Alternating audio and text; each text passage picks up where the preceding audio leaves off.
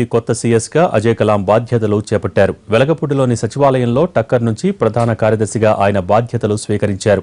అనంతరం సీఎం చంద్రబాబు సీఎస్ను అభినందించారు. పదవీ విరమణ చేసిన టక్కర్కు శాలువా కప్పి సన్మానించారు. పదవీ విరమణ చేసిన టక్కర్కు ఘనంగా వీడ్కోలు పలికారు.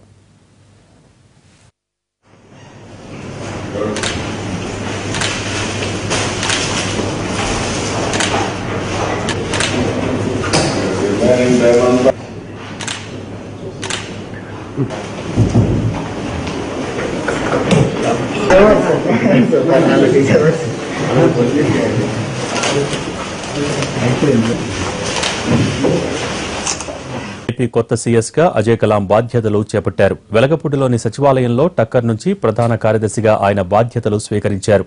అనంతరం సీఎం చంద్రబాబు సీఎస్ను అభినందించారు. పదవీ విరమణ చేసిన టక్కర్కు శాలువా కప్పి సన్మానించారు. పదవీ విరమణ చేసిన టక్కర్కు ఘనంగా వీడ్కోలు పలికారు.